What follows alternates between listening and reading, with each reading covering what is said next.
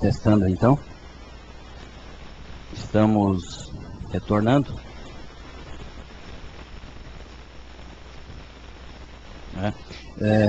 Bem, então, colegas e colegas magistrados, colegas servidoras e servidores, estamos retornando do intervalo técnico. Esperamos aqui de coração que melhore a transmissão para uma melhor participação de todos. Nós teremos a nossa conversa até às 11h30, então vamos procurar com objetividade, mas sempre aberto aos questionamentos, porque são fundamentais. Voltando ao tema que a Soraya estava concluindo, e que eu notei aqui no chat que há ainda questionamento, dúvida, em relação inicialmente ao valor do RPV. O RPV, a lei do juizado da Fazenda Pública, ela estipulou 40 salários mínimos para os estados, 30 para os municípios, até que a legislação específica de cada estado e cada município regulamentasse isso.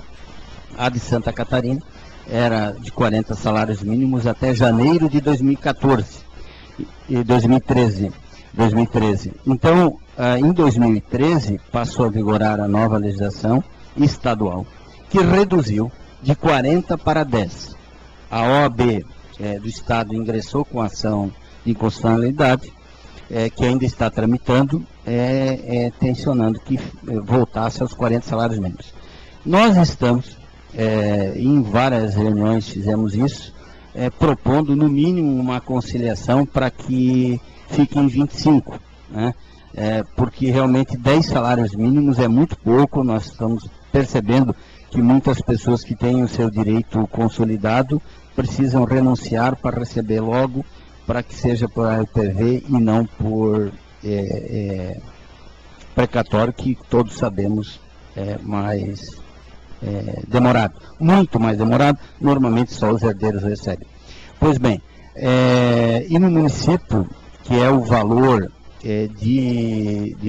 da maior remuneração, né, o maior benefício geral de previdência, isso aqui em Florianópolis, a maioria dos municípios tem a legislação parecida com o de Florianópolis, não difere tanto assim em termos de valores, né? Então, em relação ao valor do RPV, a regra hoje vigente é de 10 salários mínimos. Como eu disse, há uma ação direta de constitucionalidade, mas acredito que existe margem para uma negociação entre Estado e OAB.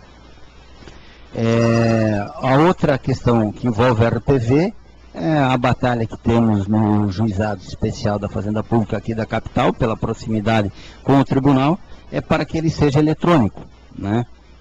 Porque não se admite que hoje nós temos até o precatório eletrônico e não temos o RPV, que é a requisição de pequeno valor, portanto, deve ser mais célere, essa ainda não ser eletrônica, tá? Então, também estamos acompanhando para que isso ocorra logo. Em relação aos questionamentos, ainda pontuar 3 questões rapidamente. A colega Monique levantou a questão do imposto de renda de pessoa física, é algo que nós teremos muito agora, já temos aqui no juizado. O Tribunal de Justiça já decidiu que a competência é de Santa Catarina, porque o órgão arrecadador é o Estado. Então, nós nos colocamos à disposição aí para trocar ideia, porque é uma matéria muito específica, e quem tiver interesse, nós temos aí, tanto através do PAND, o e-mail e telefone e pessoalmente, para debatermos esse assunto. Que é novo, principalmente agora com a nova lei de subsídio, né, que envolve principalmente os policiais militares, bombeiros, etc. Um outro ponto que eu notei aqui no chat, que há uma discussão até paralela bem interessante, em relação à aplicação do CPC ou não, a questão da lei dos juizados especiais, o fato de ser uma lei específica.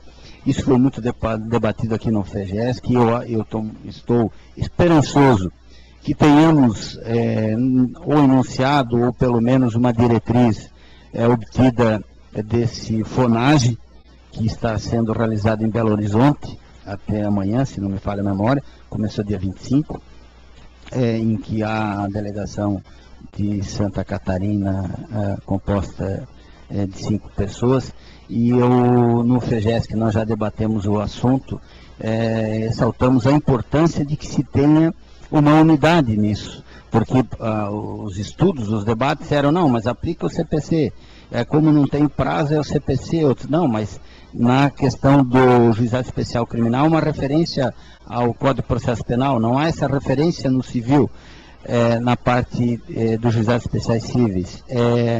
Outros defendem a aplicação da CLT, né, porque nós já temos decisões a nível de Brasil que aplica a CLT por ser específica e ser mais próximo do juizado do que o próprio CPC. Há os que entendem que deveria ter, então, uma legislação específica agora em relação a prazo para os juizados especiais.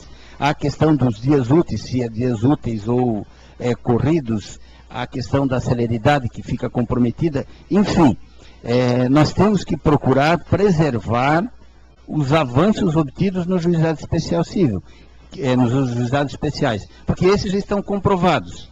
O novo CPC é uma incógnita, tem muita coisa boa, tem coisas extremamente duvidosas, mas o fórum para discussão e para conseguir uma unidade mínima, né, será, sem dúvida nenhuma, o FONAGE que está sendo realizado nesse momento, porque o próximo será em maio de 2016, portanto já após a vigência do novo CPC, que é março de 2000 e será em março de 2016.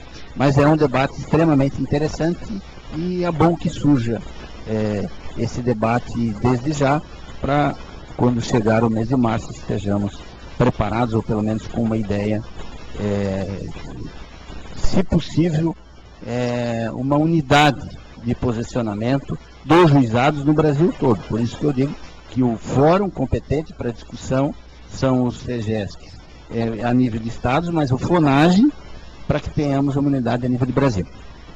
E por último, em relação ao que já estava sendo discutido, a colega Lilian mencionou a importância da integração entre os juízes que trabalham nos juizados, notadamente que envolve a área da saúde. Realmente a área da saúde e a integração, do meu ponto de vista, é fundamental para todos os juízes do Estado, né?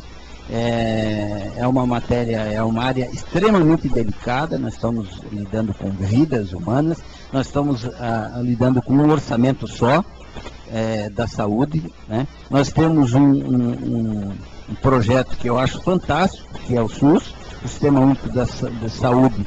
Teoricamente ele é perfeito, integração entre município, Estado e União. Na prática, infelizmente, ele não funciona como deveria funcionar. E nós temos, por exemplo, em 2014, o Estado de Santa Catarina investiu só em ações judiciais, despendeu só em ações judiciais mais de 80 milhões só em oncologia, que deveria ter a contraprestação da União. Então, até quando nós falamos em protocolos, e incluímos protocolos do Ministério da Saúde determinados medicamentos e procedimentos, porque a partir do momento que há o protocolo, essa despesa é arcada também pela União e não fica só com o Estado. Então, mesmo na ação judicial, a partir do momento que você defere uma tutela e depois a padronização daquele medicamento, é bom que migre para o sistema normal, porque aí a União acaba participando. E nós somos todos copartícipes disso, né? Então nós temos que ter bem claro o que é a competência do município, do Estado e da União.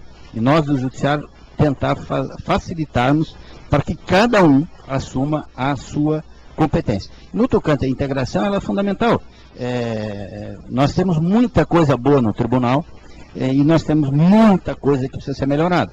E essa integração é algo fundamental. Para os colegas terem uma ideia, eu tomei conhecimento. Hoje estou como titular, desde agosto de 2013, na única unidade do juizado da Fazenda Pública. Eu tomei conhecimento do NAT, o Núcleo de Apoio Técnico para os juízes em ações de medicamentos, em áreas da saúde, pelo secretário da Saúde do Estado. Então, nós temos tem muita coisa positiva, mas tem muita coisa a melhorar. E uma delas é a integração em todas as comarcas, todos os colegas, tanto juízes como servidores do Estado, até naquilo que o tribunal já tem de estudo avançado nas diversas áreas. É onde destaco tanto na judicial quanto na questão tecnológica. O RPV, SINAT, isso é de fundamental importância, mas também que seja disponibilizado para todo o Estado de Santa Catarina e principalmente que seja debatido, porque como é um projeto piloto, ele precisa ser melhorado e nós somos os atores desse processo. Mas, sem dúvida nenhuma, temos muitos e importantes avanços.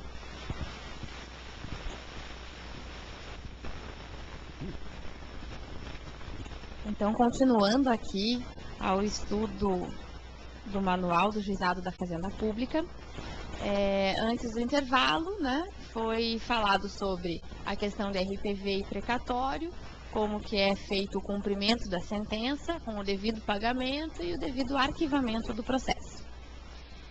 Bom, logo em seguida, vem a parte dos modelos, né, que, no meu ver, é importante para quem trabalha principalmente em cartório. É aqui que a gente vai padronizar os processos referente a juizado especial da Fazenda Pública. Cada cartório tem o seu método de trabalho, mas aqui a gente dá algumas sugestões de modelos. Na primeira parte, de unidades que utilizam a marcação de audiência de conciliação já no primeiro momento. Então, tem modelos ali de mandado de citação, sempre com a marcação já da audiência de conciliação, e isso então fica a cargo do magistrado, que vai ver a realidade da sua unidade e vai, né, decidir sobre essa marcação da audiência de conciliação ou não. E na página... Deixa eu dar uma olhadinha aqui. A partir da página 33, já tem o organograma das rotinas de cartório do Juizado Especial da Fazenda Pública da capital, onde a gente não utiliza a marcação da audiência de conciliação logo de início. Então, na página 35, temos o modelo do mandado de citação que utilizamos. Ali em destaque, eu cito os 30 dias para contestação, que é o que está previsto para uma eventual audiência de conciliação, o prazo mínimo, então a gente dá esses 30 dias para contestação. E em destaque a observação, que são 3 pontos que a gente já coloca escrito no mandado de citação. Eu vou ler aqui que, havendo a proposta de acordo para o caso em pauta, o ente público deverá ofertá-la em preliminar na própria contestação, salientando que a apresentação de proposta de conciliação pelo réu não induz a confissão. Então, ali na preliminar de contestação, a gente já analisa que o ente público tem alguma proposta e assim marca a audiência de conciliação, não antes disso. Ainda, forte no princípio da cooperação com a justiça mormente pelas condições técnicas da equipe jurídica do ente público, somado ao fato de que aqui se trata de ação perante juizado, deverá o réu trazer aos autos a planilha atualizada dos valores reclamados na inicial, caso não concorde com o valor pedido pelo autor. Então, já salienta para o ente público trazer com a contestação a planilha dos cálculos que assim entende. E, por fim, em se tratando de demanda cujo teor dos pedidos envolva horas extras, que traga também os relatórios de frequência que não compõem a documentação inicial. Então, destacando em ações de hora extra, para o ente público já trazer os relatórios de frequência. Então, esse é o modelo do nosso mandado de citação. Na página 37, é o mesmo mandado de citação, com as mesmas ressalvas. No entanto, tem uma síntese de decisão interlocutória. Então, quando é deferido ou indeferido alguma tutela antecipada requerida na inicial, a gente também já transcreve no mandado de citação a síntese da decisão. Daí vem na página 39 um modelo de manifestação acerca da contestação, só relembrando que, se a parte não tem advogado, esse ato, a intimação desse ato é feita por ofício, com aviso de recebimento. Se é por Defensoria Pública, a assistência da parte é feito pelo portal próprio da Defensoria Pública, ou se por advogado, por diário de justiça eletrônico normal. Então, vem na página 40 um ato informando a audiência de instrução e julgamento designada, quando assim o magistrado entender necessária a oitiva das testemunhas, é marcada a audiência e feita a intimação. Relembrando que a oitiva é de 3 testemunhas para cada lado. Então, já na página 41 tem um modelo de ofício que intima a testemunha para comparecer nessa audiência. Na página seguinte, a página 42, caso esse ofício, o AR do ofício anterior, volte não cumprido ou não retorne antes dos 10 dias da audiência de instrução, é feito um mandado de intimação para que a testemunha compareça na audiência. Então, é feito por oficial de justiça. A seguir, na página 43, tem uma certidão de trânsito em julgado, para então iniciar o cumprimento de sentença. Na página 44, um ato para apresentar contrarrazões, caso tenha o recurso. E na página 45 tem o ato, que já foi dito antes do intervalo, que a gente intima as partes para ela renunciar ou não ao excedente de 10 salários mínimos, para ver se o cumprimento de sentença vai ser feito por RPV ou por precatório. Então, ali tem um modelinho do ato. Intima a parte para informar se renuncia o excedente a 10 salários mínimos e também apresentar os dados bancários. Porque depois, seja por RPV ou por precatório, os dados bancários vão ser necessários para a expedição do alvará ou para o precatório. Logo na página 46, temos o ofício de RPV, o ofício que intima o ente público a fazer o pagamento em 60 dias. Repetindo que, se passado esses 60 dias não for feito o pagamento, é determinado o sequestro dos valores. E na página 47, a intimação das partes para manifestação dos cálculos apresentados pela contadoria. No caso da não renúncia dos 10 salários mínimos, vai ser por precatório e é necessário, então, o cálculo da contadoria, a correção, né, monetária do valor, enfim. E por último, na página 48, a própria requisição de pagamento do precatório, que é eletrônico, como já dito também, no acesso restrito do tribunal. O servidor preenche o formulário, faz a juntada em formato PDF de todos os documentos necessários e, com a assinatura do magistrado, é enviada, então, para o setor de precatórios no Tribunal de Justiça. Vou passar a palavra para a Júlia. Então, eu vou passar a explicar as rotinas de gabinete. Nós estamos no manual na página de número 50. Inicialmente, a gente apresenta um fluxograma bem básico do andamento do processo em gabinete. E nós trouxemos os modelos de acordo com esse fluxograma. Então, inicialmente é recebida a petição inicial, verificado se estão preenchidos todos os requisitos e despachada a citação ou então analisada a tutela antecipada. Então, se vocês forem até a página 51, nós temos aqui um despacho de citação sem liminar. É um despacho bem simples, bem básico, adotados por nós. O diferencial desse despacho é que a gente já faz constar nele que, caso a parte ré tenha proposta de acordo para formular, que o faça em preliminar na própria contestação. Depois, o mandado, conforme a Soraya explicou, é feito de acordo com esse despacho. Nós trouxemos também um modelo de análise de tutela antecipada. Esse modelo ele é de indeferimento e é bastante usado por nós. Isso porque a Lei 9494 de 97, que trata da tutela antecipada em ações em que a fazenda pública está no polo passivo, defende que ela só poderá ser deferida nos casos em que pode também ser deferido para mandado de segurança.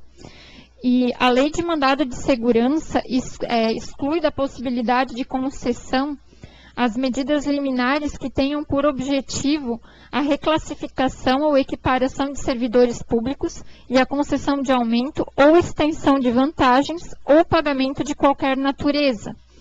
A decisão, então, faz referência à Lei 9494, a esse artigo da Lei do Mandado de Segurança, e depois nós trouxemos algumas jurisprudências no mesmo sentido. Esse é um modelo bastante usado e está disponível ali no manual. O próximo modelo é para os casos em que há necessidade de designação de audiência de instrução e julgamento, porque o feito, na verdade, o processo, ele vem para o gabinete, para o despacho da inicial, e caso não haja necessidade de emenda, nós já determinamos a citação de imediato, e ele só retorna quando está pronto para a sentença. Então, nesse momento, a gente analisa se há ou não necessidade de designação de audiência ou se o feito pode ser julgado antecipadamente. Quando a gente designa a audiência, também trouxemos esse modelo, vocês podem observar que nós não indicamos a data em que ela será realizada. Nós primeiro intimamos as partes para trazer o rol de testemunhas, que pode ser de até 3 testemunhas por parte. Só depois da apresentação do rol é que a gente designa a audiência, justamente para poder adequar melhor a agenda do juiz às audiências designadas. Até o Dr. Davidson tem por hábito tentar conciliar, por exemplo, numa tarde, marcar as audiências em que sejam réu e Estado na mesma tarde e o mesmo advogado que propôs a ação, que é muito frequente nos processos de servidor público. Então, para tentar facilitar também para os procuradores das partes e para o melhor aproveitamento do tempo possível, né? O próximo modelo, o modelo 4, que está na página 55, ele é um modelo bem simples de sentença de procedência. E, na verdade, o principal desse modelo é a parte dispositiva. Esse dispositivo nós criamos já adequando as necessidades de preenchimento de informações no precatório. Então, além de informações acerca da correção monetária e dos juros de mora, no modelo, a gente já informa se há ou não retenção de imposto de renda e se essa retenção é por RRA, rendimentos recebidos acumulativamente. A gente já informa se há ou não incidência da contribuição previdenciária no valor da condenação. Qual a natureza do crédito, se ele é alimentar ou patrimonial. Já informamos também se a parte autora é idosa ou portadora de doença grave, que é uma das informações necessárias quando do preenchimento do precatório. E, ao final, a gente conclui dizendo que, após o trânsito em julgado, que se proceda, então, nos termos da portaria número 1 de 2014 do Juizado da Fazenda Pública. Essa portaria, ela trata justamente da expedição de RPV e precatório. E está disponível no site para quem quiser ter acesso para dar uma olhada. Depois, na página 57, a gente tem um modelinho de dispositivo de sentença de improcedência. O único destaque aqui é para o fato de que não há condenação em custas nem honorários advocatícios. E a gente passa, então, para a portaria que está na folha 58. Em razão da importância dos processos de medicamento e da urgência que eles requerem, desde que o Dr. Davidson assumiu como juiz titular a unidade da Fazenda Pública aqui da capital, logo no início, ele elaborou essa portaria. A portaria elenca todos os documentos necessários para a propositura de uma ação de medicamento. Então, nós elencamos aqui como documentos necessários a comprovação da hipossuficiência, e essa análise da hipossuficiência a gente sempre faz em relação aos rendimentos da pessoa e o custo do medicamento, um orçamento no mínimo para fins de fixação de competência, a declaração médica original descrevendo a doença que a pessoa tem, um atestado consignando o tratamento necessário, informando também se ele é por tempo indeterminado, se por tempo determinado, qual a posologia do medicamento, ou a quantidade necessária do insumo para o tratamento de saúde, Solicitamos também a juntada de exames médicos. E em casos em que não há exames médicos, como, por exemplo, doenças psiquiátricas, então que se junte o prontuário médico, para a gente verificar que realmente a pessoa é acometida daquela doença, né, e ter uma segurança maior no momento da análise da tutela antecipada. E, por fim, a gente solicita a negativa do poder público em fornecer o medicamento, ou então a justificativa da impossibilidade de obtenção. Em regra, quando a pessoa não junta a negativa, ela pelo menos junta a solicitação de resposta por escrito direcionada ao poder público. Isso é de fundamental importância, até para que a gente tenha certeza que esse medicamento não está disponível no SUS. A gente destaca ali no artigo 3º que as ações que envolvem fornecimento gratuito de medicamento que tem no polo ativo pessoa incapaz não são de competência do juizado. E a gente fundamentou essa previsão na Lei 9.099. Bom, sobre as ações de medicamento, como o doutor falou, normalmente elas chegam às sextas-feiras, né, no final da tarde. A gente tem reparado que o número de demandas tem aumentado muito, principalmente com a atuação da Defensoria Pública. Agora foi criado o NAT, que será testado primeiramente em Palhoça e São José. Essas ações, em regra, a gente tem deferido. Claro, depende da análise do caso concreto, mas em regra tem sido deferido a concessão da tutela antecipada. E a determinação de perícia a gente tem designado somente nos casos em que a receita médica não é feita por médico do Sistema Único de Saúde. Inclusive, em regra, o Ministério Público também tem se manifestado por esse posicionamento. Então, normalmente, perícia só nos casos em que não há receita médica de médico do SUS, e sim de médico particular. Por fim, a gente traz ali as primeiras conclusões interpretativas sobre o Juizado da Fazenda Pública, feita pelo Grupo de Câmaras de Direito Público. Essas primeiras conclusões elas foram publicadas no Diário Eletrônico de Justiça de 29 de janeiro de 2015 e tratam basicamente do que a gente já falou aqui, que a competência onde estiver instalado o juizado especial é absoluta e nos demais é concorrente.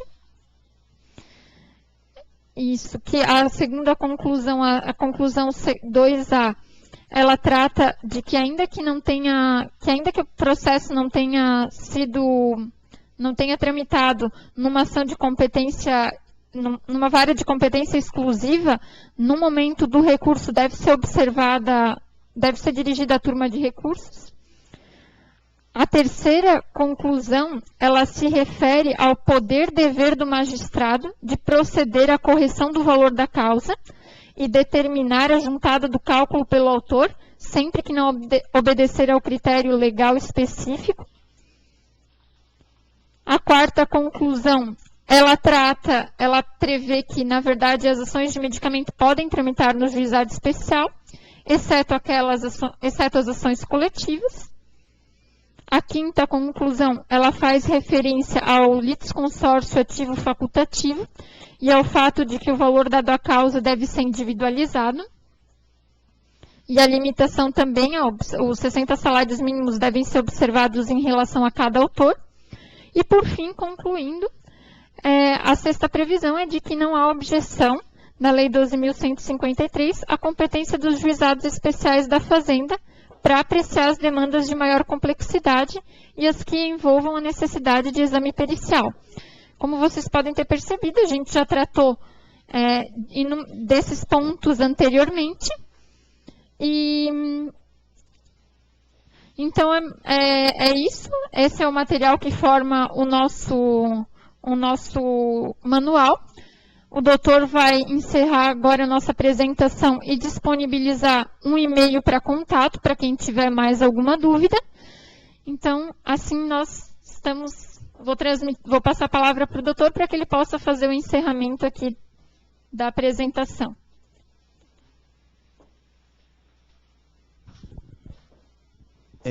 Bem, nós, então, nos colocamos à disposição para continuarmos com essa discussão. O assunto é vasto, o tema é palpitante, nós estamos aí diante de muitas indagações, muitas dúvidas são de todos nós, né, até pela proximidade da vigência da entrada em vigor do novo CPC. Como eu disse, esse FONAGE nos traz a esperança de que venha alguma orientação maior. Todos nós que estamos envolvidos nesse debate temos esse desafio de atuar na área da fazenda pública, que é uma área nova e extremamente importante,